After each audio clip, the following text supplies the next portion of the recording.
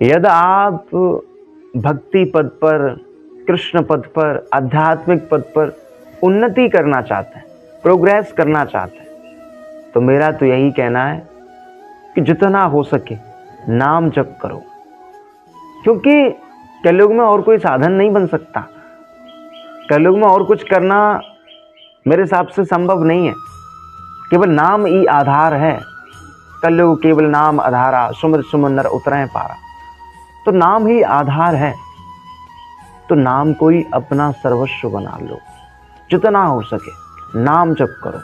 कोई भी पल, कोई भी सेकंड, कोई भी दिन ऐसा बाकी न जाए जिसमें हम भगवान को न भज पाए, जिसमें हम कृष्ण नाम हरि नाम का जप न कर पाए, कीर्तन न कर पाए। तो फिर आप यदि इस वर्तमान युग कलयुग में आप भक्ति पद पर, कृष्ण पद पर उन्नति करना चाहते हैं, तो इसका सबसे बढ़िया उपाय नाम जप है। और दूसरे नंबर पर यदि आप कम समय में भगवत प्राप्ति करना चाहते हैं, भक्ति में आगे बढ़ना चाहते हैं, तो अच्छे संतों के आश्रय में रहो, अच्छे संतों के सानिध्य में रहो। जितना हो सके भगवान के तीर्थों का भ्रमण करो। मैं तो कहता हूँ, जब भी आप फ्री हो, जब भी आपके पास वक्त हो, तो गोवा, मनाली या कहीं और जाने की मत सोचो। हमेशा वृंदावन की ओर जाने का विचार करो, हमेशा गोवर्धन की ओर जाने का विचार करो। हैं, वृंदावन सो वन नहीं, नंदगांव सो गांव। तो वृंदावन जैसा सुख, आनंद, रस और कहीं है ही नहीं।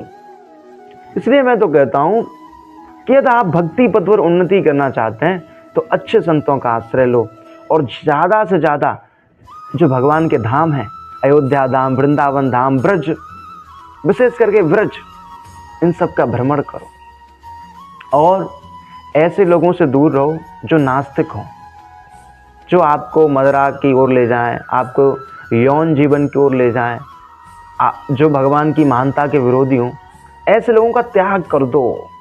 यदि आप वास्तव में कृष्ण प्राप्ति करना चाहते हैं, तो भक्ति में आगे बढ़ना चाहते हैं, तो भाई शास्त्र तो यहाँ तक कहते हैं, यदि कोई हमारा घनिष्ठ संबंधी है, कोई हमारा मित्र ही हो या हमारा कोई रिश्तेदार ही हो, यदि वो नास्तिक है, यदि वो भगवान की महानता का विरोधी है, यदि वो ईश्वर की सत्ता को स्वीकार नहीं करता, तो तत्काल ही ऐसे व्यक्ति का त्याग कर देना चाहिए, ऐसे व्यक्ति के साथ नहीं रहना चाहिए।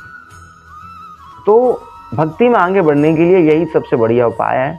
नाम जप करो, संतों का आश्रय लो और ऐसे लोगों का त्याग कर दो। और कलयुग में भाई इतनी छूट है, विशेष छूट है। लोग कहते हैं कि कलयुग बहुत बुरा है, कलयुग में ये होगा वो होगा। अरे होगा अन्य लोगों के लिए बुरा, लेकिन कलयुग भक्तों के लिए तो बहुत अच्छा है, संतों के लिए तो बहुत अच्छा है। क्योंकि भगवत प्राप्ति करने के लिए, भक्ति मार्ग में आगे बढ़ने के लिए कलयुग सबसे उत्तम युग है, सबसे बढ़िया युग है। भाई सतयुग में लोग तपस्या करते थे, त्रेता में लोग ध्यान करते थे, द्वापर में लोग भगवान के चरणों की सेवा करते थे, न जाने क्या क्या करना पड़ता था लोगों को, तब लोग भक्ति में आगे बढ़ पाते थे, तब लोग भगवत प्राप्ति, कृष्ण प्राप्ति कर पाते। आज तो बस कृष्ण नाम लो, हरि नाम लो, राधा नाम लो, जो भी नाम आपको प्रिय हो उस नाम का जप करो, आपको जीते जी ही भगवत प्राप्ति हो जाएगी। इसलिए फिर कह रहा हूँ, भक्ति में आगे बढ़ना है तो कृष्ण नाम, हरि नाम का जप करो, तीर्थों में भ्रमण करो और धर्म युक्त कर्म करो। राधे राधे।